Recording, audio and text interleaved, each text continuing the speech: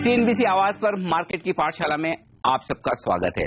हमने अब तक देखा किस तरह से आपको शेयर बाजार में उतरने के लिए एक डीमैट अकाउंट की जरूरत है, ट्रेडिंग अकाउंट की जरूरत है और बैंक अकाउंट की जरूरत, और ये अकाउंट किस तरह से खुलवाने चाहिए, क्या सावधानियां आपको रखनी चाहिए। और हमारे साथ प्रज्ञा है जो एक इन्वेस्टर बनने की तैयारी में। प्रज्ञा, अब तक आप ये पूरी तैयारी कर चुकी है, सारे अकाउंट खुलवा चुकी है? जी सर, मैंने सारे अकाउंट्स खुलवा लिए और मैंने एक बहुत इंपॉर्टेंट डिसीजन ले लिया है कि अब मैं इन्वेस्टर बनकर ही रहूंगी।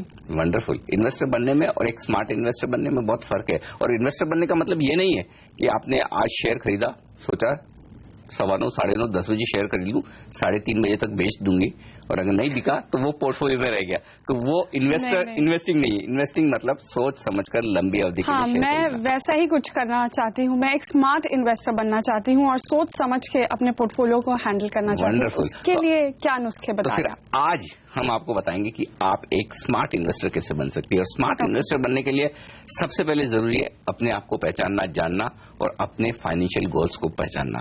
तो उसके लिए आपको तैयारी करनी होगी अपने, और समझना होगा आपका एसेट एलोकेशन कैसा होना चाहिए, आपकी रिस्क लेने की क्या क्षमता है, कितने लंबे समय के लिए आप पैसा लगाना चाहते हैं। इन सब चीजों पर आपको फोकस करना होगा, तभी आप एक सही और स्मार्ट इन्वेस्टर बन पाएंगे।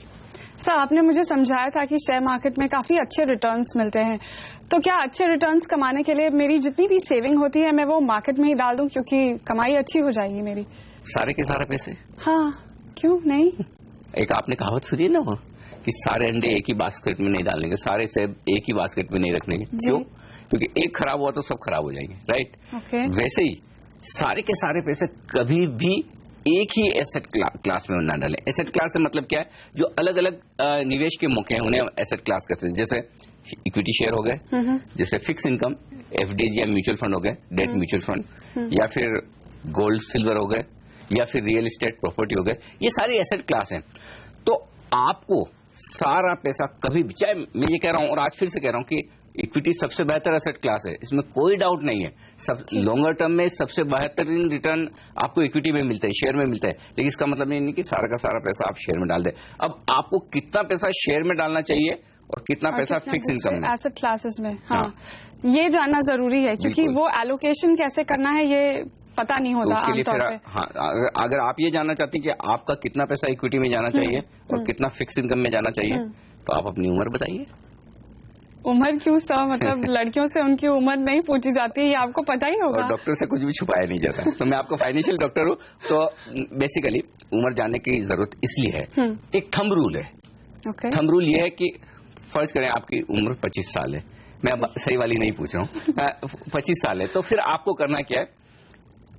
हम फाइनेंशियल प्लानिंग में ये मानकर चलते हैं कि आप 100 साल जिएंगे, और अगर आपकी 25 साल उम्र है तो आपका 75% पैसा, अगर आपके पास 100 रुपए की सेविंग है तो 75 रुपए फिर जाएंगे इक्विटी में और 25 रुपए जाएंगे डेट में।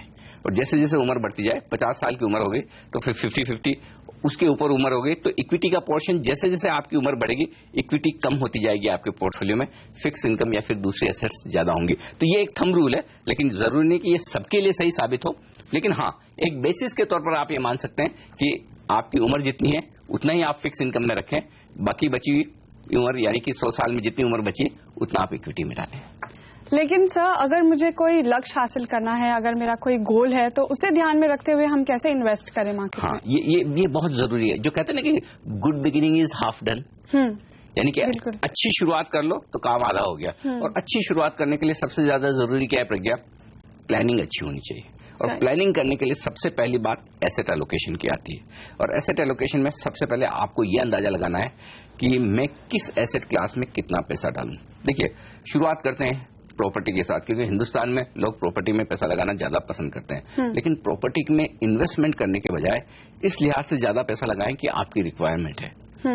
फिर पैसा बच गया, हिंदुस्तान में दूसरी प्रीफर्ड एसेट क्लास गोल्ड है, सोना खरीद लिया जाए। सोना खरीदना ट्रेडिशनली ठीक था, लेकिन अल्टीमेटली अगर 10, 15, 20, 25 साल का सोने का आप मुंह देखें तो सोने में उतना ही रिटर्न मिलता है जितनी महंगाई बढ़ती है। तो बेसिकली सोने को खरीदकर आप अपने पैसे की वैल्यू तो प्रोटेक्ट कर रहे हैं, लेकिन उस पर रिटर्न नहीं बन रहा। इसलिए हम कहते हैं कि सोने से भी हट जाइए। अब तीसरी एसेट क्लास है फिक्स इनकम की, डेट की या एफडीज की। वहां पर आप पैसा तो बनाते हैं, ब्याज तो कमाते हैं, लेकिन बनता कितना है? उतना ही जितना कि इन्फ्लेशन है। तो वहां भी आपके कोई वेल्थ तो नहीं बन रही। तो वेल्थ बनाने का एकमात्र तरीका ज्यादा सेफ, रिलायबल लॉन्ग टर्म में जो तरीका है वो इक्विटी का। तो आपको इस लिहाज से अपनी रिक्वायरमेंट जितनी है उतना आप प्रॉपर्टी खरीद लीजिए, उतना गोल्ड खरीद लीजिए, जितना थोड़ा बहुत पैसा कभी भी आपको जरूरत पड़ जाए उतना फिक्स इनकम में रखिए, डेट में रखिए, म्यूचुअल फंड्स में रखिए या एफडी में रखिए, लेकिन बाकी बचा हुआ पैसा लॉन्गर टर्म के लिहाज से आपको इक्विटी में डालना जरूरी है। ये एसेट एलोकेशन हो गया आपका। ओके, तो अगर मुझे एक पर्टिकुलर गोल हासिल करना है तो उस हिसाब से मुझे एसेट एलोकेशन करना पड़ेगा? एब्सोल्युटली, बिल्कुल। और वो प्लानिंग आपकी होनी चाहिए। जैसे अगर आपको 5 साल बाद कोई बड़ा खर्चा करना है, गाड़ी खरीदनी है, मुझे एक्चुअली घर खरीदने के बारे में मैं सोच रही थी। हाँ। और बॉम्बे जैसे शहर में घर खरीदना काफी महंगा है, तो इसके लिए प्रॉपर प्लानिंग ऑब्वियसली जरूरी है। तो फिर ऐसा है कि अगर आप 5 साल बाद घर खरीदने की सोच रही हैं तो 5 साल का पीरियड इक्विटी के लिए अच्छा है, यानी कि 3 से 5 साल का व्यू। इक्विटी में जब आप पैसा लगा रहे हैं तो एक बात समझ लीजिए, कम से कम 3 साल का व्यू होना चाहिए। 3 से 5 साल का व्यू लेकर अगर इक्विटी में पैसा लगा, देखिए पहले पैसा बन जाए तो आपका नसीब, अच्छी बात है, मुनाफा कमा लीजिए, लेकिन व्यू आप 3 से 5 साल का रखेंगे तो नुकसान होने की गुंजाइश नहीं के बराबर हो जाएगी। मैं ये नहीं कह रहा कि नहीं हो सकता है, कोई शेयर आपने ऐसा ही खरीद लिया जिसमें होना निश्चित है तो उसमें कुछ नहीं किया जा सकता, लेकिन अगर आप सेंसेक्स, निफ्टी और इंडेक्स की बात करें तो ब्रॉडली 3 से 5 साल का कोई भी पीरियड कभी भी आप उठा के देख लीजिए, इक्विटी में नेगेटिव रिटर्न्स नहीं आते। इसलिए मैं 3 साल से 5 साल की बात कर रहा हूं। तो अगर आपका गोल फिक्स है कि मुझे इतने समय बाद इस काम के लिए इतने पैसे चाहिए, उस हिसाब से फिर आप अपना पोर्टफोलियो बनाना शुरू करें। सर, आपने अभी नुकसान की बात कही, जोखिम की बात कही। अगर इक्विटी मार्केट्स इतने ही रिस्की हैं तो मैं फिर इक्विटी मार्केट में इन्वेस्ट करूं ही क्यों? फिर मैं एफडी खोल लूं, हाँ, बिल्कुल, या फिर मैं प्रॉपर्टी में इन्वेस्ट कर लूं। लेकिन उसमें रिटर्न क्या आएगा? थोड़ा सा रिस्क है, लेकिन रिस्क किसके लिए? ट्रेडर्स के लिए।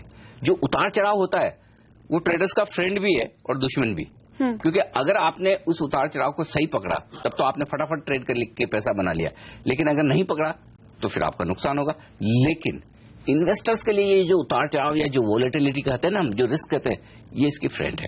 कैसे? जब बाजार बेहद खराब है, वोलेटाइल है, कमजोर है स्टॉक्स, तब इन्वेस्टर्स को खरीदना है। कहते हैं ना, वो जब जैसे आप मॉल में जाती हैं हर वीकेंड पे जब सेल लगी होती है, बस जब सेल लगी हो स्टॉक मार्केट में तब खरीदारी करो। एग्जैक्टली। और जब मार्केट में यूफोरिया है, सबको अच्छा लगता है कि अब खरीदना है, अब खरीदना है, तब आपके बेचने का वक्त आता। तो उतार चढ़ाव आपके काम आ सकता है एज एन इन्वेस्टर। और लॉन्गर टर्म व्यू जब आप रखते हैं, देखिए उतार चढ़ाव हर रोज होता है, बाजार में हर सेकंड भाव बदलते हैं, लेकिन अगर आप 1, 2, 3, 5 साल का व्यू लेकर चलेंगे तो फिर वहां पर आपको स्टेबिलिटी दिखेगी भाव में। दूसरी बात, 3, 4, 5 सालों में आप कंपनी के शेयर की प्राइस और कंपनी की प्रॉफिटेबिलिटी दोनों को मिलाकर एक ग्राफ बनाएंगे ना, तो लगभग एक डायरेक्शन में दिखेगा। तो अच्छी कंपनियां जो अच्छा कारोबार कर रही है, लॉन्गर टर्म में वो बढ़िया परफॉर्मेंस देगी, इसमें कोई डाउट नहीं।